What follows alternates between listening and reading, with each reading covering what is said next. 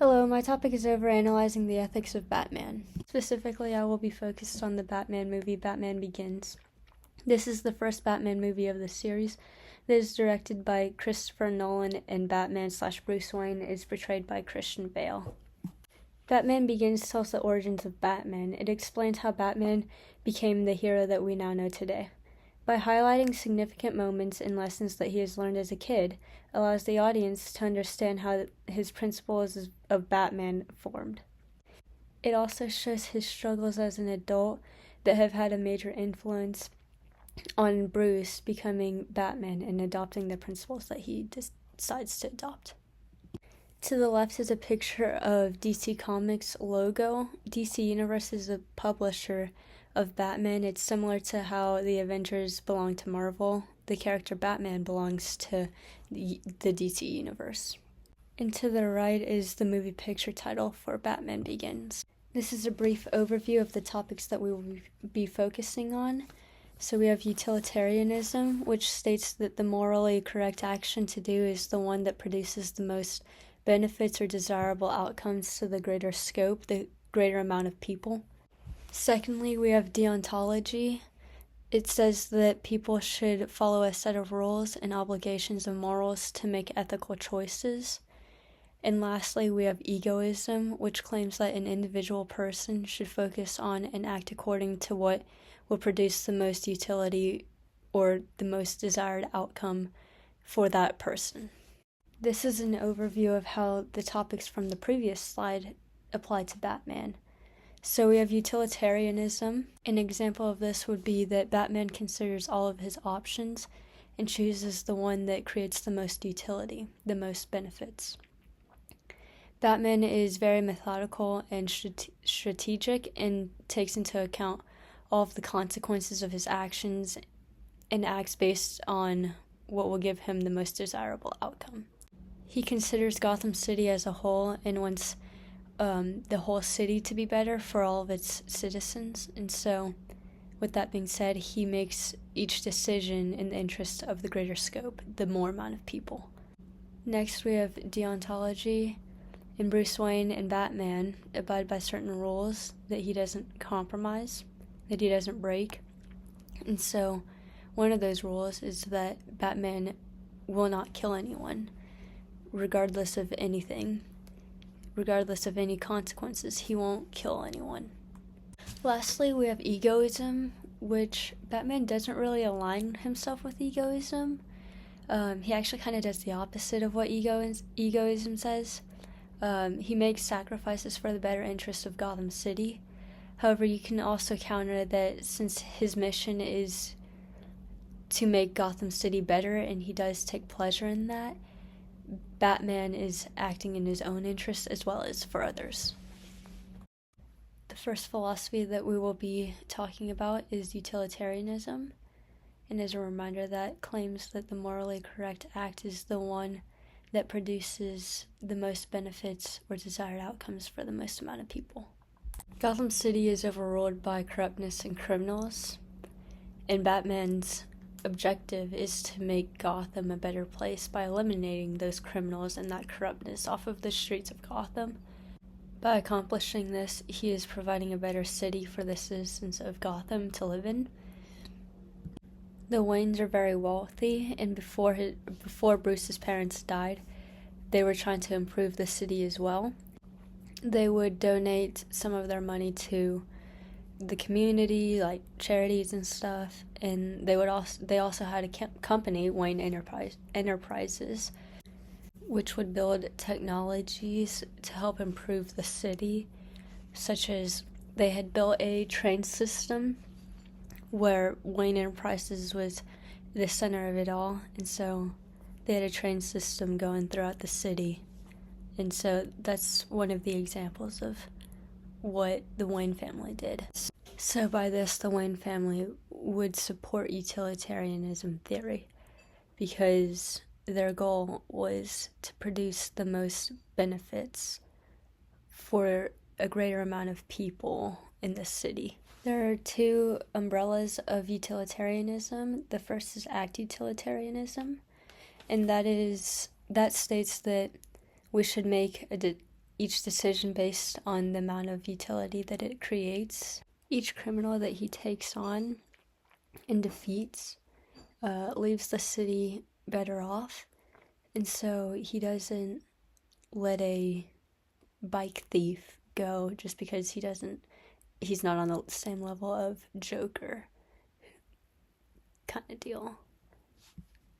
And so with each criminal he encounters, he takes them each very seriously and doesn't let any of them go. No matter what they did, he's still gonna take them down and defeat them and put them in jail so that the citizens of Gotham can be better off and there's less crime in the city. In each part of the fight, he chooses his actions very carefully and methodically so that he doesn't harm any bystanders or himself, and that he also doesn't cause a whole lot of damage. He tries to minimize the damages that results from the fight. And so in the picture, he is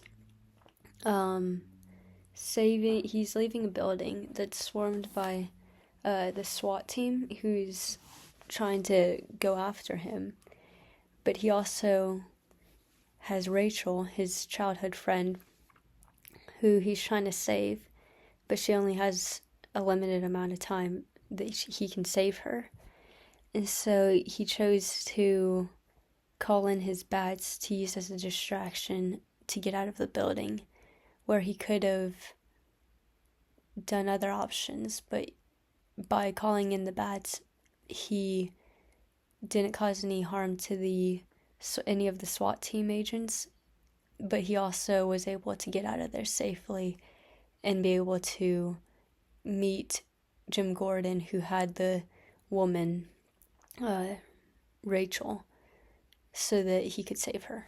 Second is rule utilitarianism, and so that is, instead of basing our decisions off of individual acts, we're going to base it off of the overall. So this is going to support moral principles, whereas act utilitarianism bases decisions on specific circumstances, so that may vary with each one, whereas rule utilitarianism is going to support moral principles and rules, so it'll be not as situational specific. It's going to say killing is wrong, and that's it. There's no excuses to killing, it's just wrong. Whereas with act utilitarianism, depending on the situation, it may be the morally correct thing to do. Batman himself has a rule that he is not going to kill anybody. His goal is to inflict justice on all of Gotham's criminals. However, to accomplish his goal, he's not going to end up killing anyone because he finds it morally wrong. And so that's going to be part of his moral principle, that killing is wrong, and so he's not going to do it. And rule utilitarianism will say that no matter the consequences or the circumstances, killing is wrong, and so no matter what, Batman will not kill anybody. Batman doesn't use any firearms, like guns or rifles, pistols. He doesn't use any guns. Instead, he uses very high-tech weaponry that he got from Wayne Enterprises. And none of the weapons that he uses will kill any of his enemies. It'll hurt them maybe, but it won't kill them. The picture shows Mr. Fox, who is a Wayne Enterprise employee, and he helps Bruce by supplying equipment for Batman. So like the Batmobile and his utility belt and stuff like that. So each weapon that he chooses to fight criminals with, he has to consider what gives him the most amount of benefits, but also safety, because he doesn't want to kill any of his enemies. But he still needs to be able to fight them. Rachel Dawes, who is played by Katie Holmes, is a childhood best friend of Bruce Wayne.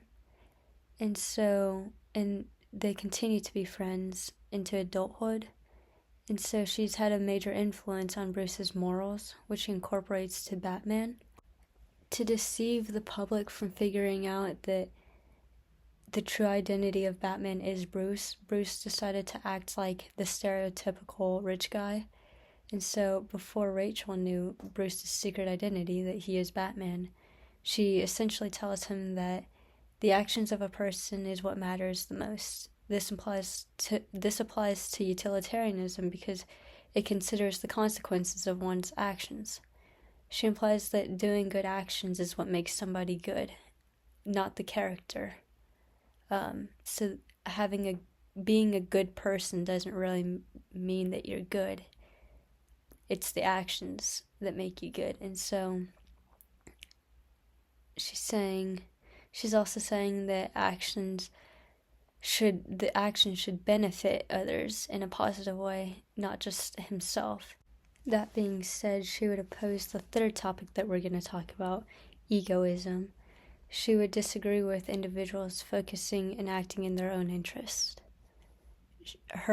She has ideals that people should help Gotham. Gotham is not lost, and that there are good people in Gotham, and they're worth saving and helping. Mill would agree with Batman to a certain extent. Batman's goal is to better the city, and Bruce risks his life for the mission. He puts his personal interests aside and focuses on accomplishing his target without any personal associations. However, he is just a man under the mask and occasionally will let his personal interests as Bruce Wayne take over. This is where Mill would disapprove of Batman's actions. Like many average people would, he makes it known that he will do extra to help the people he cares about. In the movie, Batman has several people helping him, including Jim Gordon, Alfred Pennyworth, and Rachel Dawes. In the movie, we see Batman save Rachel Dawes several times. Bruce even leaves his birthday party celebration before it even begins to become his other half. After learning that Rachel is going to the most dangerous part of town, Bruce becomes Batman to follow Rachel and ensure her safety. Mill would not approve of this because he is letting his personal attachments conflict. Bentham is considered the founder of act utilitarianism. To determine which act is correct, Bentham came up with the hedonic calculus. This considers the scope, duration, intensity, and probability of the amount of pleasure from something, which in turn will allow you to make the best action according to act utilitarianism. Bentham would agree that Batman and Bruce provides utility for a large scope of people because his whole mission revolves around improving the city for its citizens. Bruce created Batman as a symbol to a legacy that would last. He wanted it to last a long time. His goal is to improve Gotham City and continue to make it better. Bruce clearly takes his commitment to the city seriously because he not only improves the city in daylight as Bruce Wayne, but also at night as Batman, and risks his life. Bentham may disagree with the probability aspect because it is unlikely for him to fix an entire city filled with criminals and corruption. Many people would also agree that there is no such thing as perfect, so this also ties back to the no rest objection. When will Gotham be considered good enough to where Batman and Bruce Wayne are no longer needed to improve the city? It would also be impossible to eradicate all corruptness and evils from Gotham. There are many objections to utilitarianism that we will be addressing and applying to Batman. The first objection is the no rest objection, or moral saint. The argument is that applying utilitarianism is not realistic because people will spend all of their time, money, and resources on other people and won't have any time for themselves. This is true in that Bruce Wayne improves the city in daylight through various donations to the community and uses his company to rebuild Gotham and make it better. and by night he's Batman fighting criminals to improve the city. So he's always helping the city day and night, and rarely has time for himself. But he does enjoy and get pleasure from what he does by helping his city out, because that's his main goal. The integrity objection rejects utilitarianism on the account that being fully utilitaristic means that an individual may be required to go against their personal beliefs to achieve the most utility.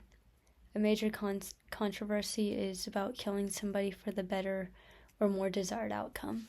Philosopher Bernard Williams would agree with Batman in terms of killing is wrong. However, he would be critical in analyzing Batman as a utilitarian, because he would say that killing the criminals would produce the most amount of utility.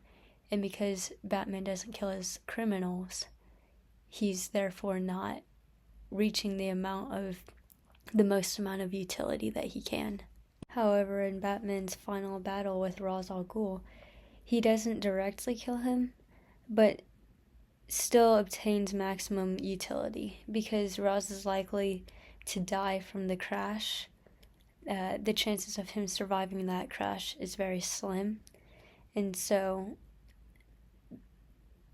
by not saving Ra's, he didn't compromise his morality, his moral principles. And the link shows the final battle between Ra's al Ghul and Batman. It is the scene that I'm referencing within the slide. The justice objection declines utilitarianism because it argues that justice is not taken into account. Instead, it supports what is most beneficial, but not necessarily the most just action. In the movie, we see Bruce struggle with what justice is. He and Rachel have a debate on what it means to be just. While Bruce takes on a more utilitarianistic and egoist perspective, Rachel's viewpoint is against what utilitarianism would say. It tells Bruce that justice is about harmony, revenge is about making yourself feel better. With this, she is emphasizing the importance of justice. She is telling Bruce that revenge is not justice, but it is for self-fulfillment, which is what egoism is primarily concerned with. The second philosophy is deontology, which claims that people should obey a set of rules or principles when making ethical decisions. In the article, we're given the example that we can intend to kill and even try to kill someone without killing him, and we can kill him without intending or trying to kill him, as when we kill accidentally, end quote. And so this aligns with Batman's actions to not save Ra's in the crash of the train at the very end of the fight, or at the end of the final battle. By doing this, he doesn't directly kill him. However, by not saving Ra's, the chances of surviving are very slim. The picture is the scene where Ra's al Ghul brings out a criminal for Bruce to execute in the name of justice, or at least what the League of Shadows considers justice. Bruce is commanded to execute the criminal to prove his loyalty to the League, but Bruce refuses to break his morals, and so he does not kill the man. This aligns with deontology because he's established his moral principles by now, and so he's established his rule that he will not kill anybody. And so when faced upon this command to kill this criminal, to execute him, he decides not to. He makes the ethical choice to not kill the criminal. And the YouTube link is the scene that I'm referring to in the slides.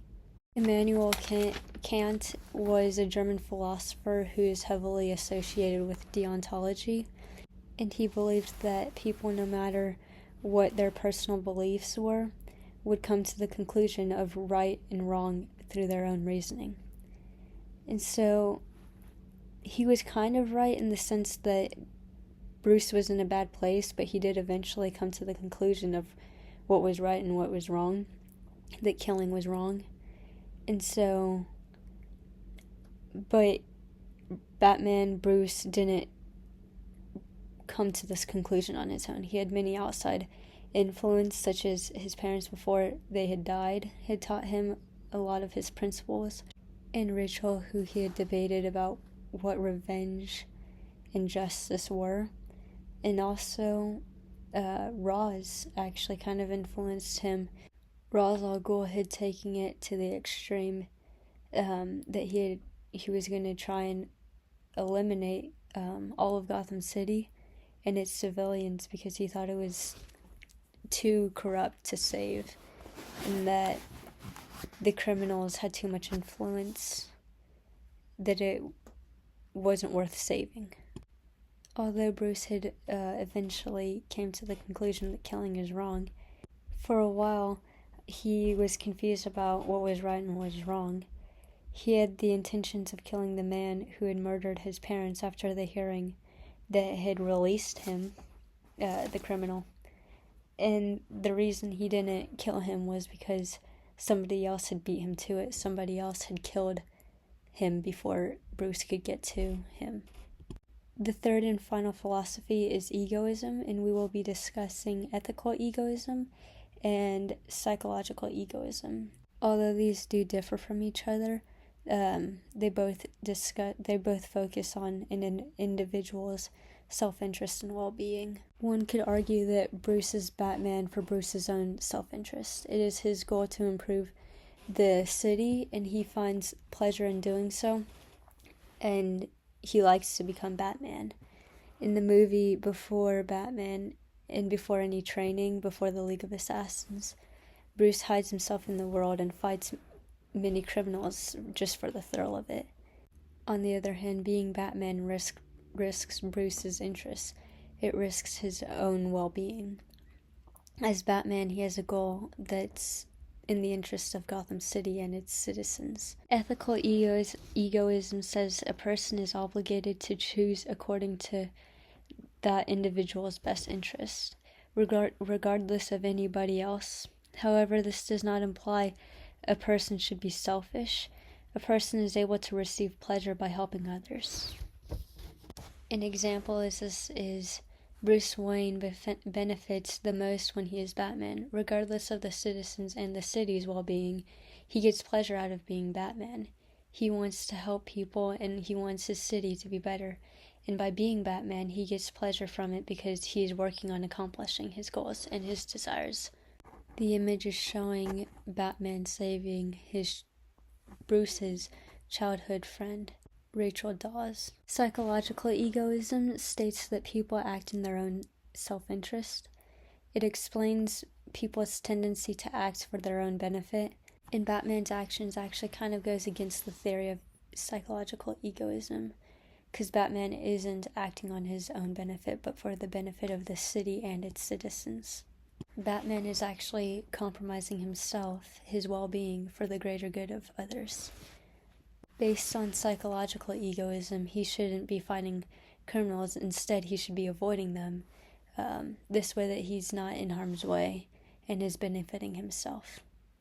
We finally have the works cited for the project. The first citation is a periodical explaining deontology, and the second is the movie, Batman Begins. It's what I used to base the Batman off of, and I referenced it throughout the entire presentation. The third citation is a presentation given by Professor Larry Chonko at the University of Arlington, where he discusses the different type of ethical theories. The fourth citation is a periodical explaining utilitarianism. Number 5 is a website that counter-argues points that are made by utilitarianism. Number 6 is a YouTube video of a scene that I referenced. Number 7 is another YouTube video that I referenced. Number 8 is part of a book that gives Pojman's perspective on utilitarianism. And number 9 is another periodical, but it's explaining egoism. And number 10 is a chapter from a textbook.